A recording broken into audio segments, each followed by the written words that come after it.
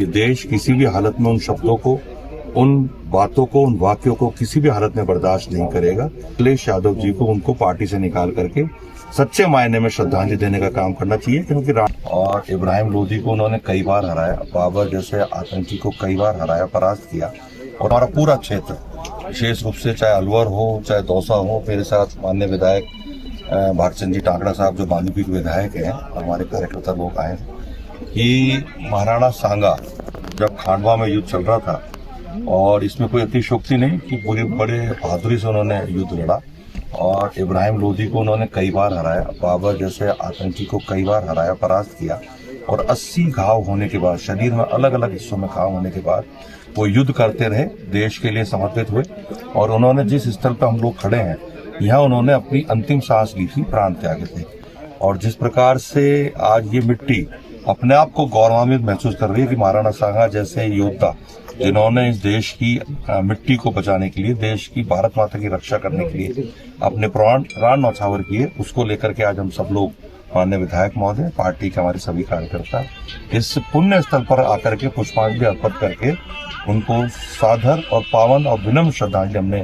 प्रस्तुत करी है। साथ ही साथ मैं सपा समाजवादी पार्टी के अध्यक्ष आदरणीय अखिलेश यादव जी से भी आग्रह करूंगा, जिस प्रकार की भाषा का प्रयोग राज्यसभा सांसद आदरणीय रामजी लाल जी सुमन है, उन्होंने महाराणा सांगा के लिए प्रयोग किए हैं कि देश किसी भी हालत में उन शब्दों को,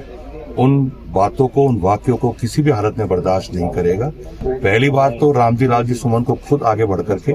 देश के आम जन से माफी मांगनी चाहिए, और साथ ही साथ अखिलेश यादव जी को उनको पार्टी से निकाल करके सच्चे मायने में श्रद्धांजलि देने का काम करना चाहिए, क्योंकि राणा सांगा जी हो, पृथ्वीराज चौहान हो, महाराणा प्रताप हो,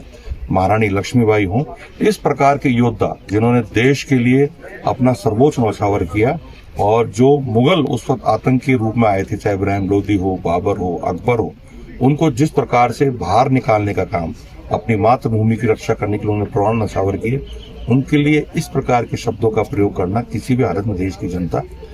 स्वीकार नहीं करेगी। आज हम सब लोग यहाँ आए हैं, माननीय भागचंद जी हमारे विधायक, उन्होंने बताया कि यहाँ पे राणा सांगा जी का एक भव्य पैनोरमा बने, उसके लिए राज्य सरकार ने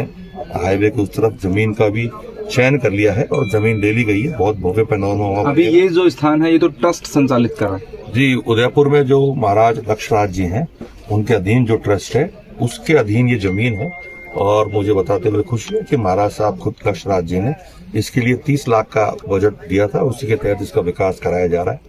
और मैं माननीय मुख्यमंत्री जी से भी आग्रह करेंगे, हम दोनों व्यक्तिगत रूप से माननीय मुख्यमंत्री जी से मांगेंगे कि ट्रस्ट तो अपना काम कर ही रहा है, लेकिन राज्य सरकार की भी नैतिक भूमिका बनती है कि ऐसे योद्धा के लिए हम भी राज्य सरकार से, माननीय मुख्यमंत्री जी से आग्रह करेंगे कि इस क्षेत्र को भव्य से भव्य बनाने के लिए राज्य सरकार को बजट का प्रावधान करना चाहिए।